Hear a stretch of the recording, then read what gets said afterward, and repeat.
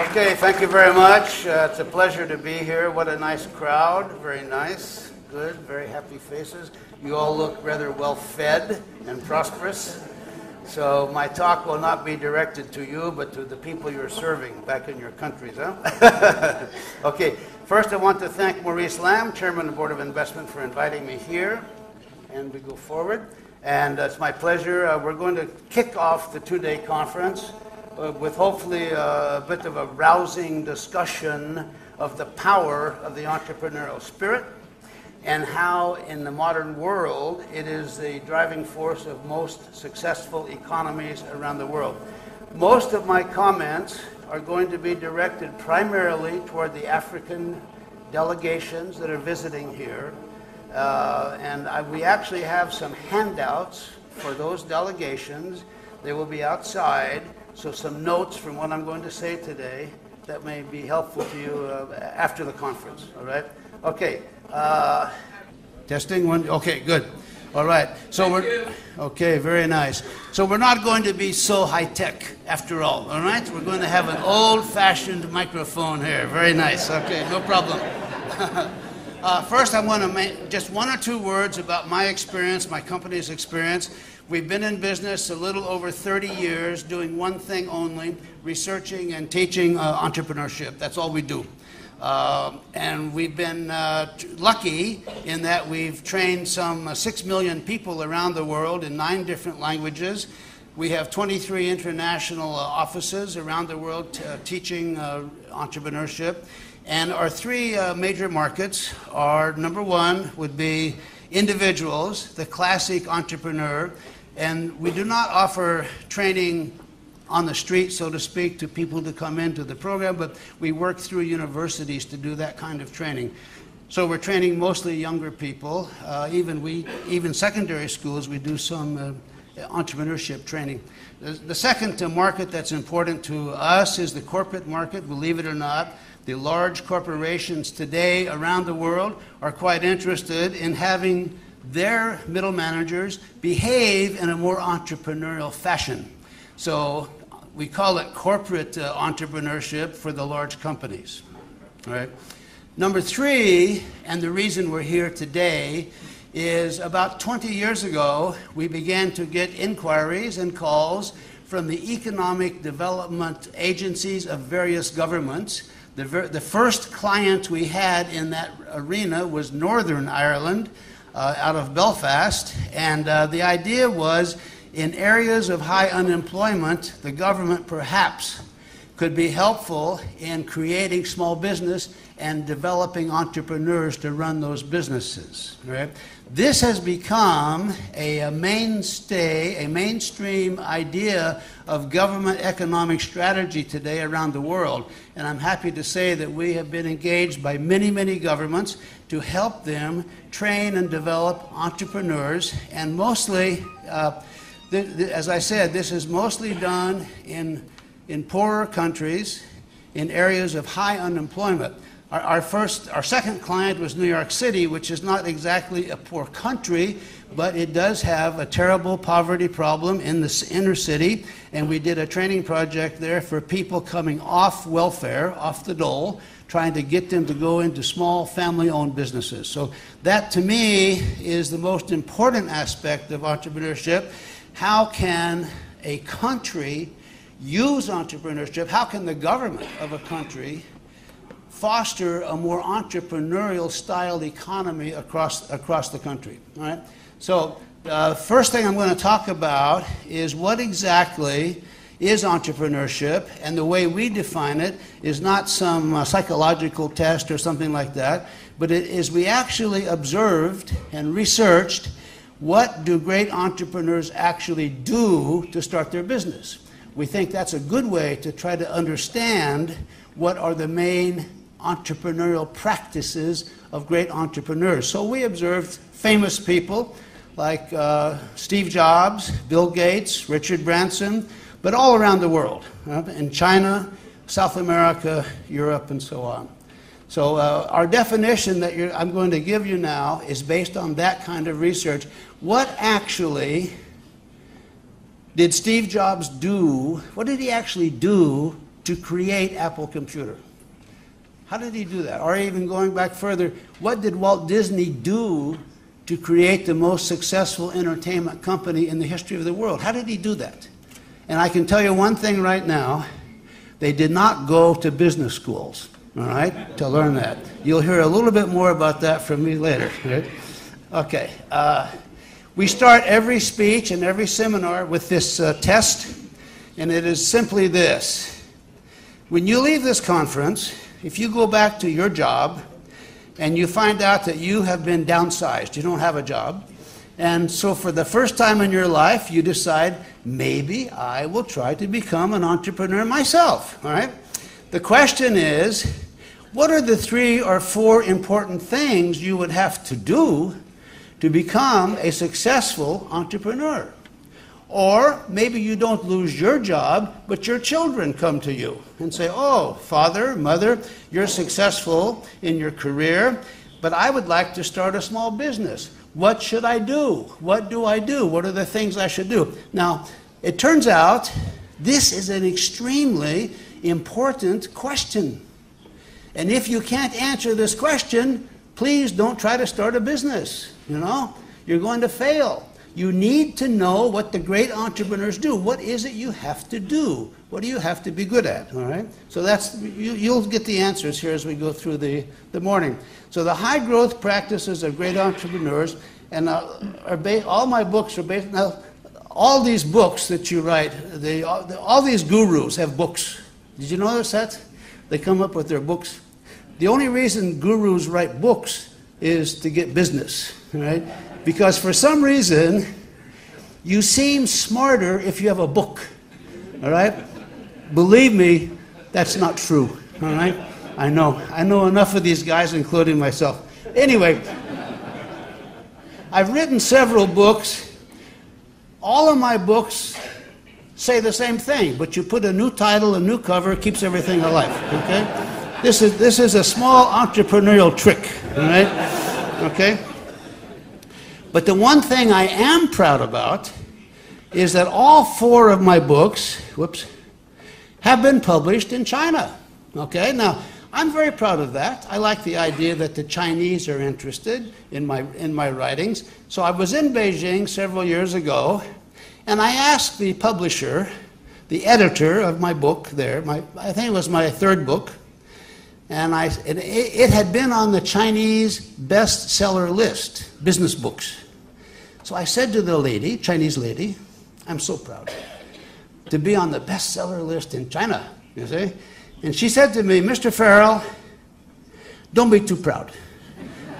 Any book with the word entrepreneur on the cover will be a bestseller in China, all right? So, okay.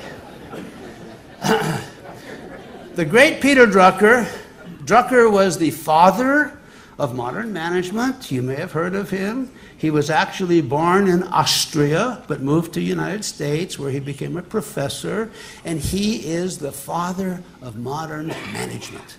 So everything you need to know about management, you can learn from this man.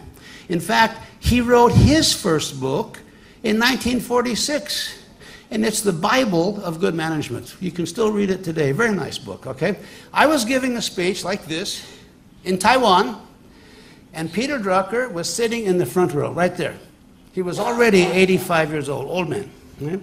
With a cane, hearing aid. And I do tend to make jokes about managers and business schools and MBAs and all that stuff, you see? But he's the expert on that.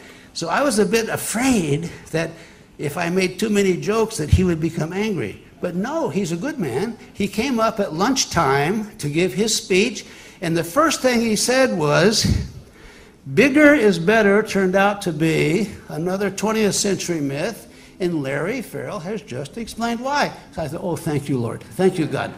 He didn't criticize me, huh? Okay, this is what Drucker was talking about. This is the basis of my company's research. We've tried to understand what entrepreneurship is, and we decided that the best way to look at it was to look at the entrepreneurial phase of businesses and understand what the great entrepreneurs did. So it turns out Every company, every organization, I suppose even government agencies, Maurice, the BOI will have a life cycle, okay?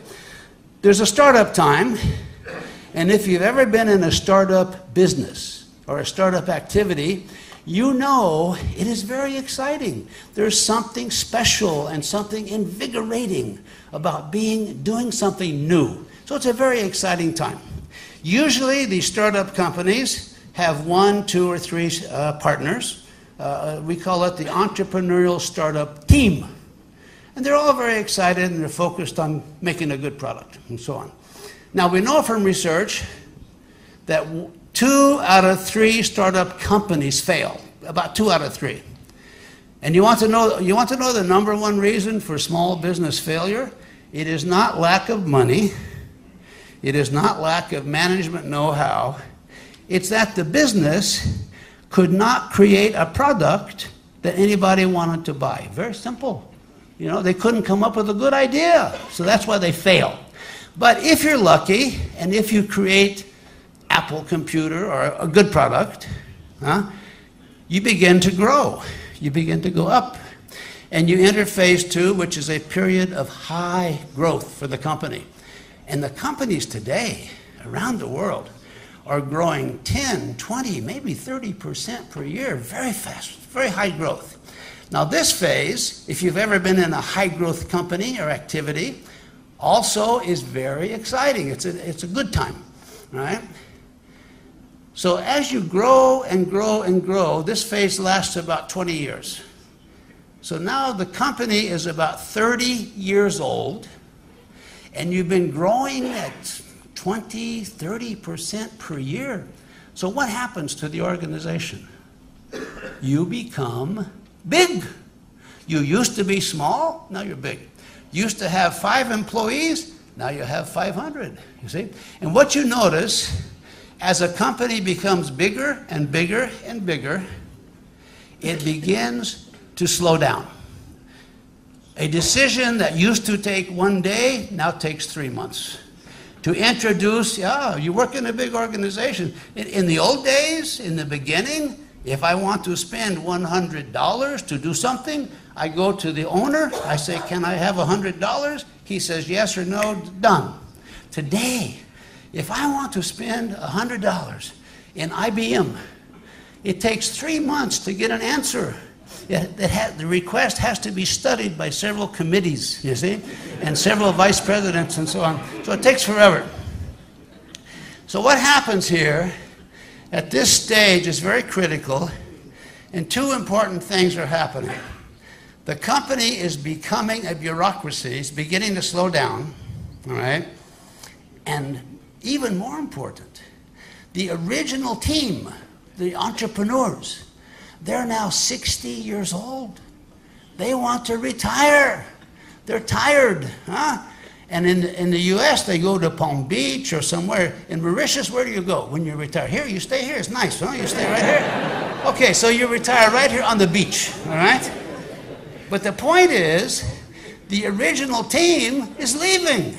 Now, here's what happens. I've never met an entrepreneur anywhere in the world who replaced himself with another entrepreneur. They always replace themselves with that bottomless pit, bottomless source of MBA types. You know, the MBA manager, you know, those types, you know, the professional managers. So what you have at 30 years of age here is a growing bureaucracy run by a bunch of 30-year-old MBAs, and I'll tell you, this is a recipe for disaster, all right? All right?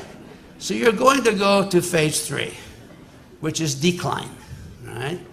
In phase 3, I can speak with some authority. Phase 3 is where the big companies bring in the management consultants to tell them what to do, isn't it?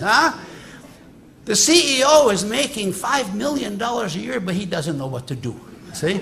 So he has to hire a 28-year-old consultant to tell him what to do. Now, I myself, I went to the Harvard Business School, I got an MBA, So it's a cross I have to bear, like if you have the same.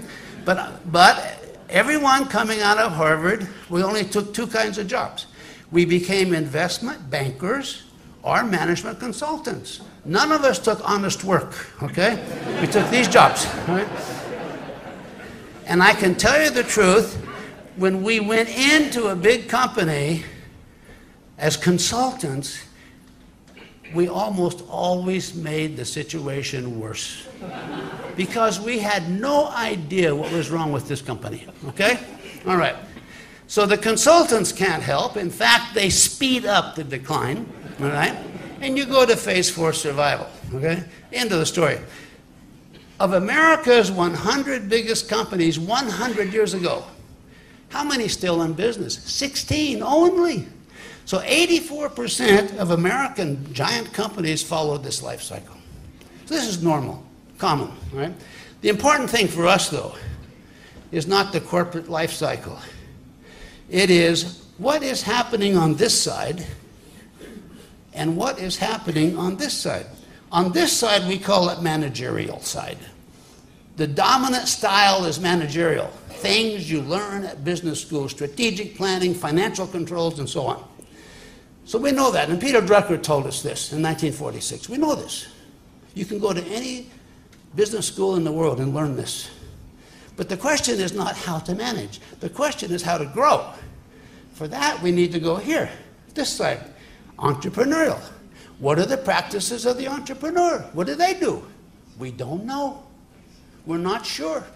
So we have a chart here that there are two styles of running a business.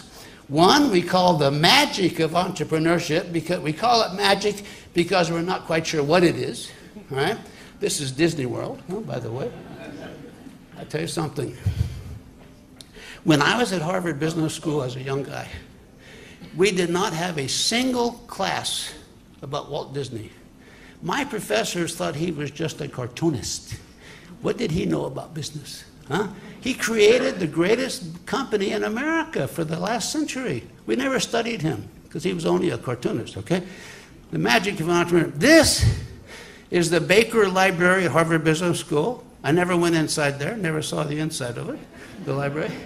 But it's the science of management, the magic of entrepreneurship.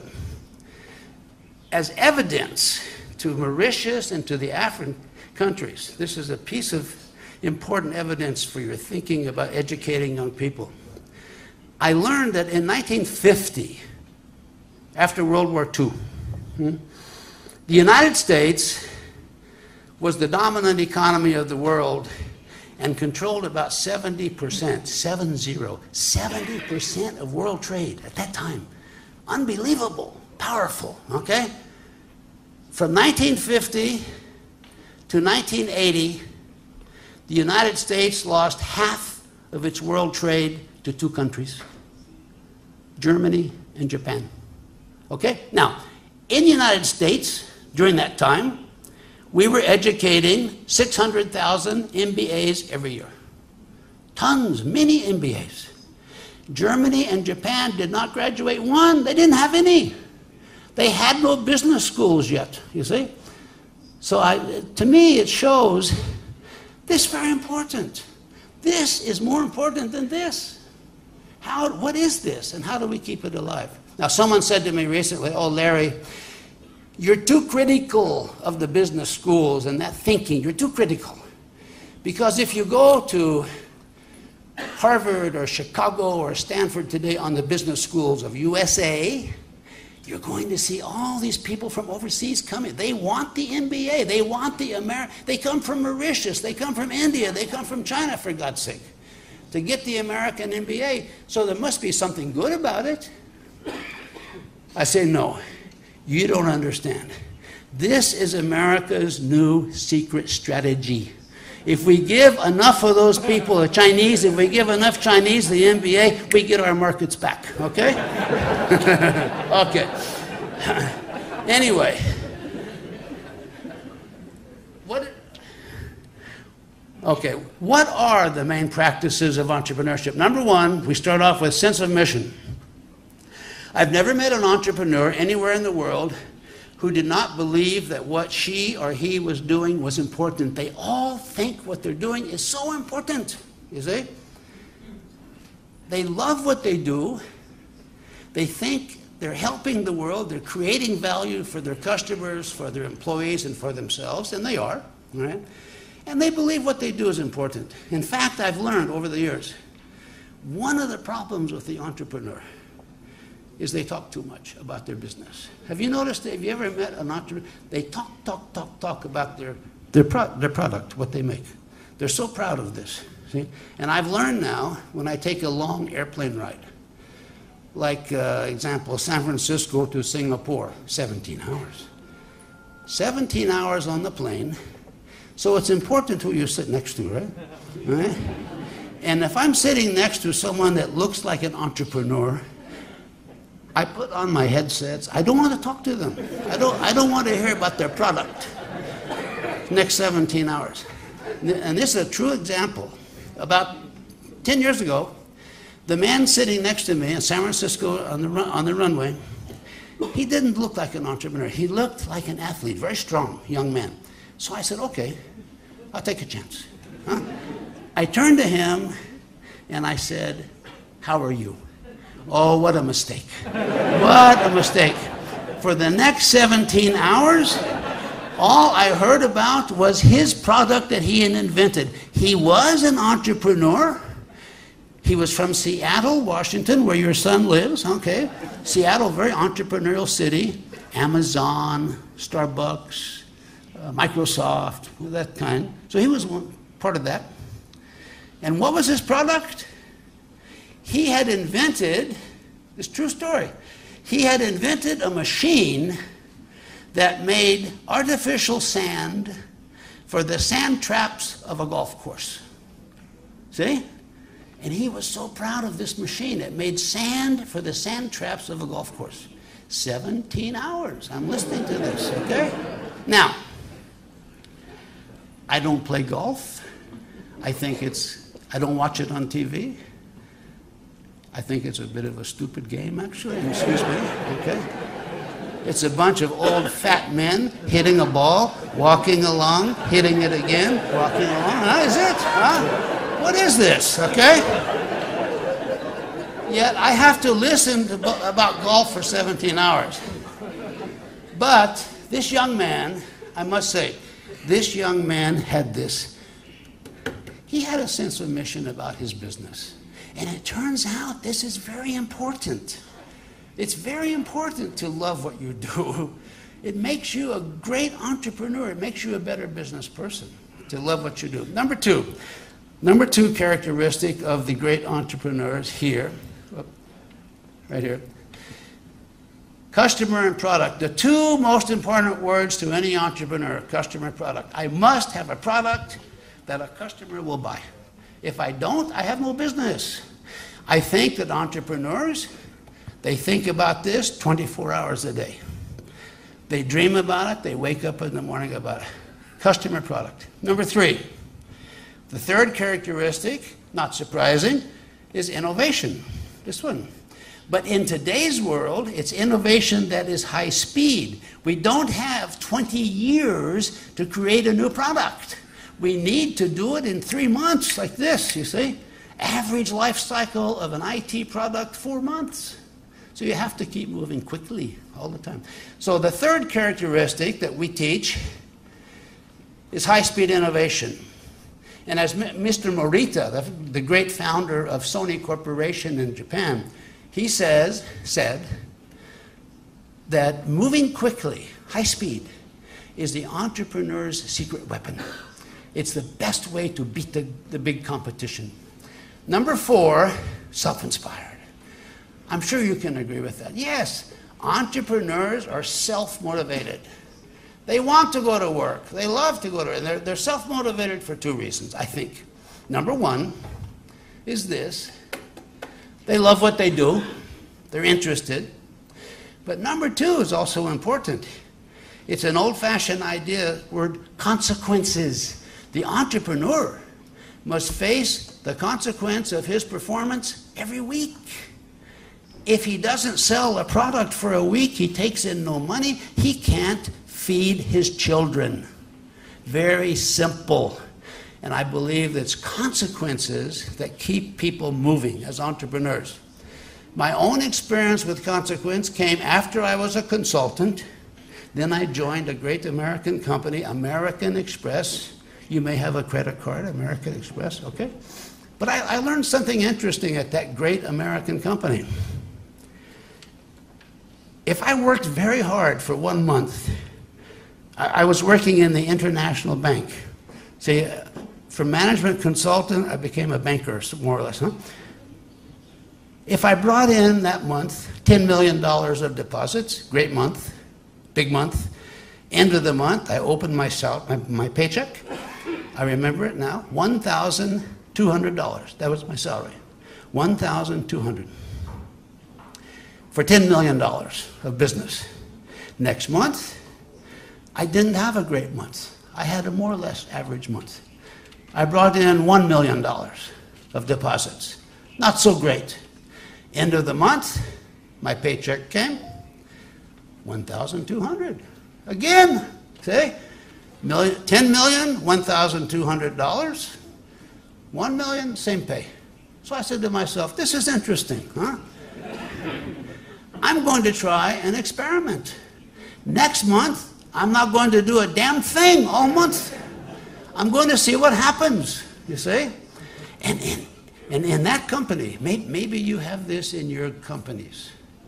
We had executives in American Express who learned how to sleep with their eyes open, okay? They were at their desk, sound asleep, but their eyes were open. They looked like this, you see? So I did that for 1 month. I set up my desk with my eyes open but asleep, huh? And I did nothing all month. End of the month, my salary check came. How much? You don't need me. You know the answer already. 1,200. Okay? All right. Self-inspired. Okay. Let's jump ahead. We take these examples and we study great entrepreneurs around the world. I put this one up just for today because this is the greatest entrepreneur of Iceland. And I want to prove to my Mauritius friends, you don't have to be a big country to have a world-class entrepreneur culture. Decode Genetics, his company, is the most exciting biotech company in the world today. Fantastic. It's a wonderful story. And Iceland only has 300,000 people. A very small country, you know, very small country. Other sense of mission. Oh, here we go. This guy, do you know this guy? John Johnson. In 1946, he lived in Chicago, USA. And in those days, there was no newspaper or radio or magazine for African Americans, for black Americans. Nothing to read, just white people's newspaper, you see? Nothing about their community. He said, I'm going to change that. So he started creating magazines for African American people to read. He created Ebony, Jet, these are famous magazines in the US, and he ended up owning the largest black-owned company in America. And how did he start? He borrowed $400 from his grandmother, you see? Very small, very small. Customer product, here we go. Steve Jobs, one of my favorite entrepreneurs, one of his great quotes, managing is the easy part, inventing the world's next great product is what's hard. Mercedes-Benz, you know where the name came from, Mercedes? It came from their best customer. It was the name of the daughter of their dealer in Vienna, Austria. They changed the name of the product to keep him happy. It's amazing, isn't it? Huh? That's the name Mercedes. Now, I don't expect you to put the names of the daughters on your products, but you get the point, huh? Brazil, South America. Maurice mentioned South America as a coming marketplace, huh? Why not? Lito Rodriguez, he invented dry wash, the way to wash your car with no water. Fantastic idea, brilliant, huh? He now has 600 automobile cleaning shops in Brazil with a simple idea. Chemical, biodegradable, clean chemical. Okay, here's Mauritius. When your life, anybody can be innovative when your life depends on it. Now, here's another African American. Listen to this. I want to say this very carefully. Sarah Walker, in my country, United States, she is the first self-made woman millionaire in our history. She, of all people, white, yellow, red, no, she was the first self-made woman millionaire. How did she do that? She created products for her friends and her community, hair products and chemical cosmetic products for other black women. Very nice story. Famous lady in the U.S. Her great-granddaughter still runs her company. It's in Indiana. Okay, and finally, we go over to Singapore.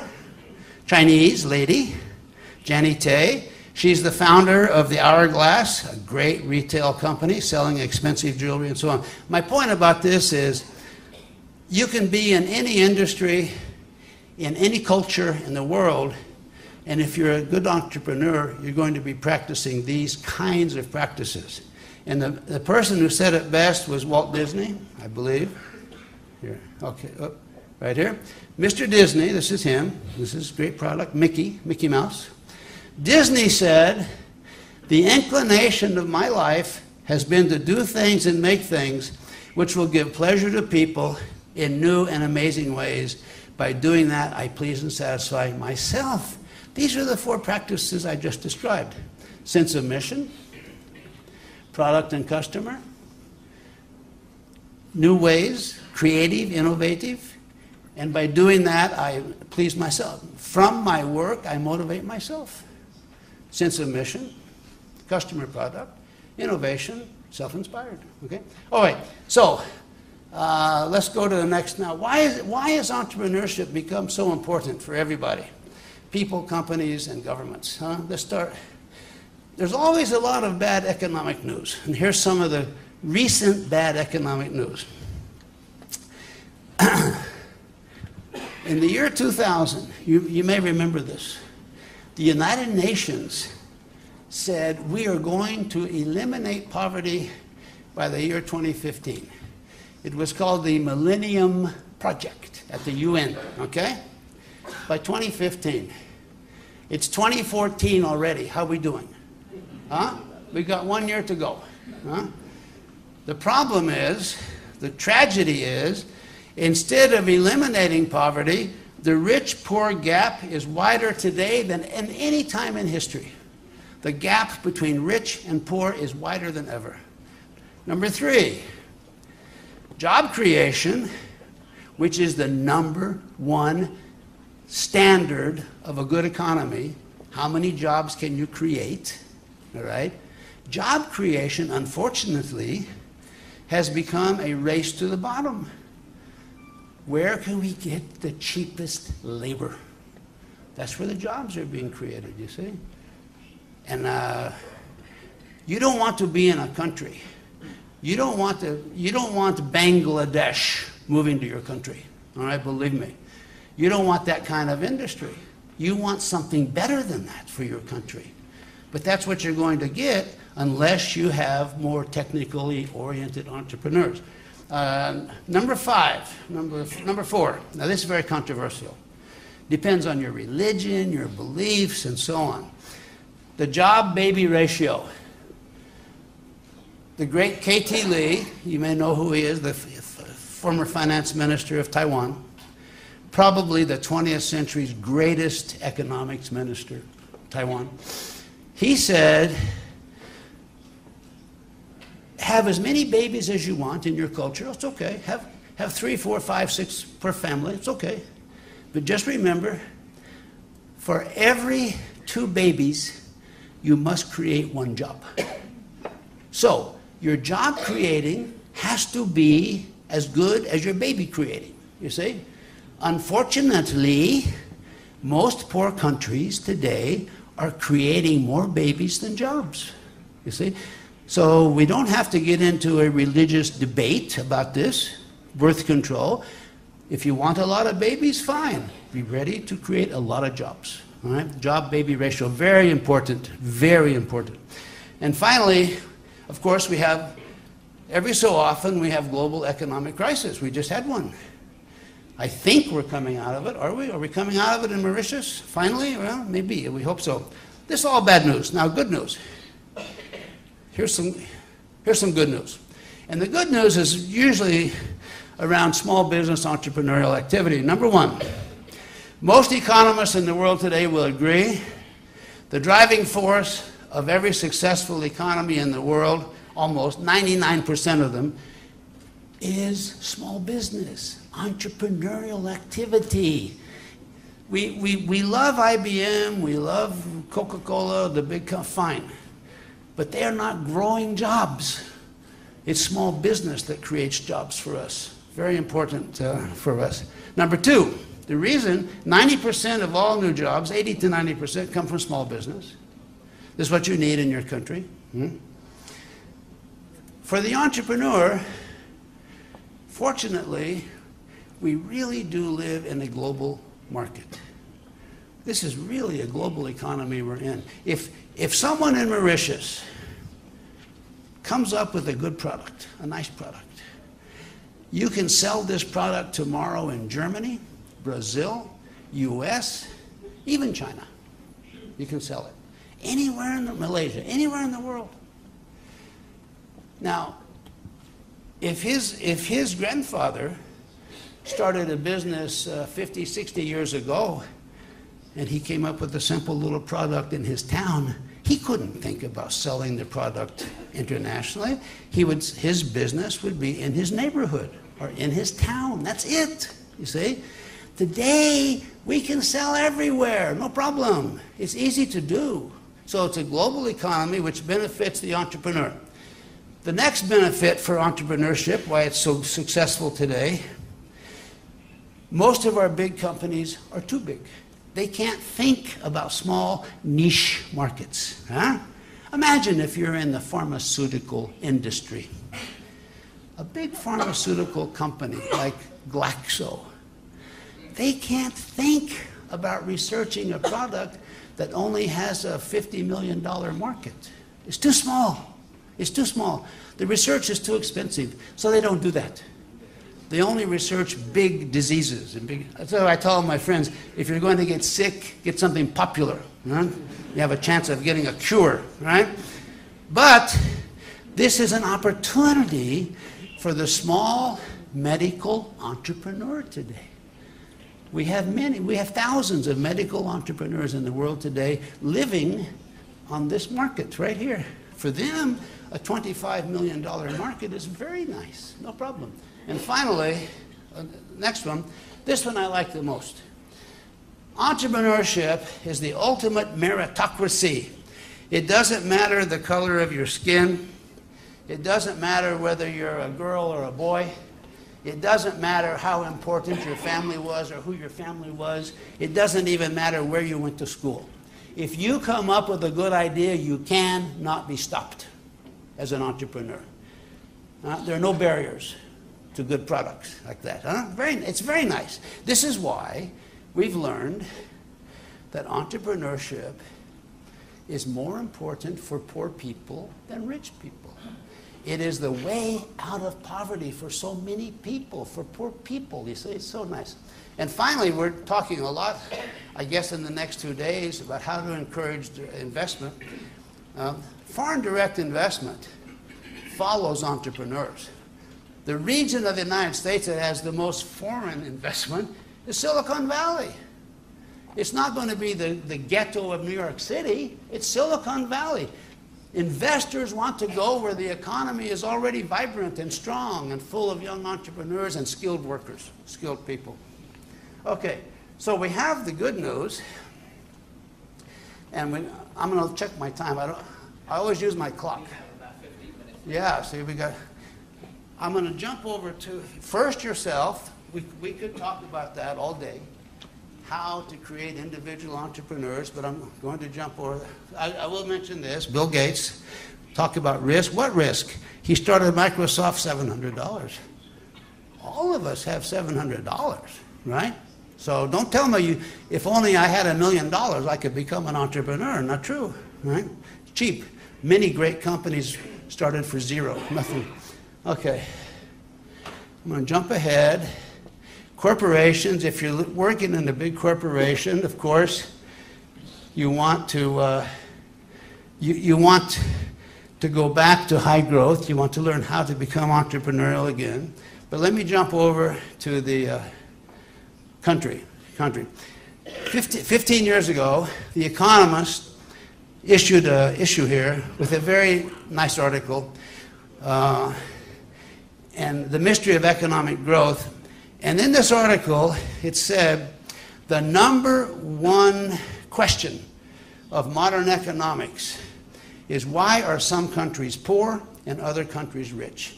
We don't know the answers to that. You know, we don't really have a good roadmap for that. And it's the most important question of economics. Many people have ideas about it and so on, but it's so terribly important. One of those answers I would submit to you is to look at the life cycle of economies, and you'll see they're a bit like companies. They rise, they grow, they become complacent, like USA, huh? Japan maybe. They begin to slowly decline, and they fall down. The proof is there has never been a country anywhere in the world in history that stayed rich forever. Never happened. See? They all get rich and they all go down. Life cycle. It's interesting, huh?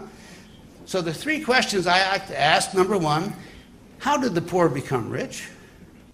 Question #2, why do the rich get poor? What happened to Great Britain, our great friends in Great Britain? The year 1900, Great Britain, the richest country in the world. By 1970, they were borrowing money from the IMF to bolster the pound. See? They went from rich to poor in 70 years, now they're back. Great Britain is a great example, by the way, of how to reverse the cycle. And finally, question #3. There are a few countries around the world, unfortunately, that have always been poor and looks like they will always be poor. Some countries just are, they were given a bad hand by God. They're in the wrong place. You know, Bangladesh is in the wrong place. You can't have your economy wiped out every year on schedule by floods and prosper. It's impossible, difficult. But fortunately, that's a very few countries. All right? Our question here today is #1, how do the poor get rich? I say that the poor get rich because high growth companies follow more or less this kind of national characteristic. They have a national sense of mission about improving. Everyone's on board. Right? They are customer product competitive. They actually make products the world wants to buy. You go to some very poor countries and the people ask you, because you're experts on this, why are we so poor in our country? Why are we so poor? And you look around the country and you see they don't make anything anybody wants to buy. They're poor. See? #3, national urgency to improve. We're anxious to improve. We want to be creative and move, high speed. And finally, #4, a nation of self-inspired people. These characteristics are very important to a national economy. Here's the life cycle of certain countries. More or less, you can see how they're coming. Here's Spain and Greece. I hope nobody here from Spain, right? Oh, okay. Spain and Greece are dying, dead economies. They can come back. Of course they can come back. But this is where they are now. My country is here, Japan, US. This way. Chile and the Asian tigers at the end of their growth cycle, maybe, up there. South Korea, Taiwan, Singapore, blah, blah, blah. Malaysia. Okay, up here. Here's the 2 big giants coming out of nowhere, taking over. But for my Chinese friends, I'll tell you this. Don't get too proud, okay? Nobody stays rich forever, believe me. I can tell you that. Okay. So where do we learn the lessons of this? I want to finish up with my great friend K.T. Lee, the Minister of Finance and Economics of Taiwan. Maybe the most successful minister of the last century. In 1950, Taiwan was poorer than Albania. I mean, it had absolutely nothing. Nothing, very poor. By the year 2000, Taiwan had more foreign reserves per capita than any country in the world, including Saudi Arabia or China or US. How did they do that in Taiwan with no natural resources? Huh?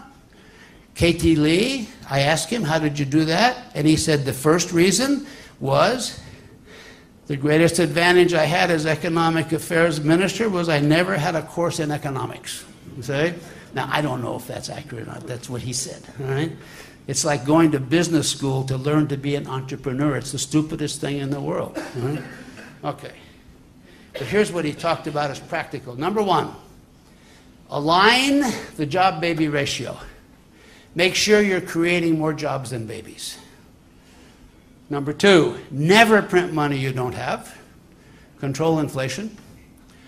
Number three, the Taiwan government's job is to make our people prosperous. That's our job. That's why we're here. Nice, nice. How many of your countries have governments where you can say that? Their job is to make me rich. You see? Number four, this is very political. Timing, more important than economic ideology. Sometimes you need to have closed borders, protective customs and tariffs. Other times you need to practice free trade. It depends where you are in your life cycle. And number five, create and honor the entrepreneurs. Look at all these clients we have. These are clients that are trying to help create small business and entrepreneurs. Why so many governments around the world today do this? Why do they want to foster entrepreneurship? I'll tell you the number one reason. It's a bargain for the government. This is New York City, statistics. In New York City, they have their own venture capital fund, actually, to help support small business. But the head of the corporation there in New York told me the average startup cost of a micro business in New York, $14,000. $14,000 US. Look at our other social costs. To keep one family on welfare for 1 year, $25,000. To send one smart student to Harvard or MIT, $35,000. Cost, education, expensive. To keep one criminal in prison 1 year, $45,000. Very expensive to put people in prison, you see? These are, for the price of one prisoner, one criminal, we can create 3 companies. So it's a bargain. It's a good investment by the government. It's cheap. It's cheap to develop small business. It's a small investment, okay? So the policies required in your countries, you need to make entrepreneurship a key economic strategy. Not the only one, but an important economic strategy of the government. You need to make big investments in small business. Your major investments should go to small businesses, not to the giants. Number 3, education. You need to educate your young people in the products of the future. Biotech, aerospace, science, engineering, these are the things that students need to learn today in the universities. And number 4, you need to have a culture of creating and honoring the entrepreneur across the country. Huh? 3 conditions required. Entrepreneur-friendly culture. Yes, a bit of money. $14,000 per business. Peanuts, nothing. You know what it costs to build one highway? $1 billion. How many companies can I help start for $1 billion? Huh? It's amazing. Number 3, a bit of knowledge. Whoops, sorry, I'm sorry. Culture heroes, just ask yourself the first question. For your young people in your country, who are the cultural heroes? Are they young entrepreneurs like Richard Branson or Steve Jobs, that kind of person? Or is it the athletes of the country, the rock and roll stars of the country. Who are the cultural heroes in your country for young people to look at? Huh? Government policy, education, so on and so forth. All these things. The money in the Western economies, personal savings and credit cards still accounts for the bulk of startup money. So in a country where the personal savings rates are low, let's assume that would be most African economies. That means that the government sector has to go up. You don't have this. So government has to step in and provide the startup funds for the small business. It's not that difficult to do, to think about. And then you need an entrepreneur development program. Here's the steps that we follow when we train entrepreneurs in a country. It's very simple, easy to do. I mean, training the entrepreneurs is the easy part, I think. It's getting the government and the economy in shape to handle an entrepreneurial economy. And so the final slide, I'm running on time. The benefits of creating a more entrepreneurial economy. Number one, it's a proven way to alleviate poverty. It's a proven way to create prosperity for all, across the board in the country. It's self-sustaining. There's no reason why the next Steve Jobs or Bill Gates shouldn't come from your country. It's easy. It's not that complicated to do, you see. Okay, we don't mind if a Toyota car plant comes in. That's good. That's 3,000 jobs. Fine. But next year, Toyota moving to another country. You want something that is self-sustaining in your economy. You want home-grown businesses.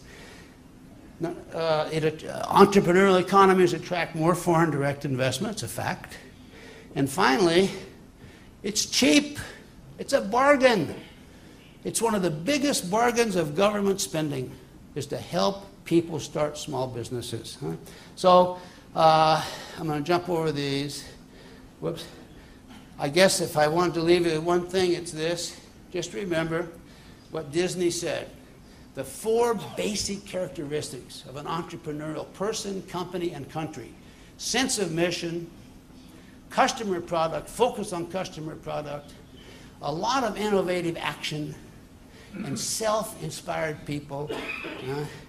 We call it creating an entrepreneurial economy. Thank you very much, and good luck to you in doing this. Thank you. Bye-bye.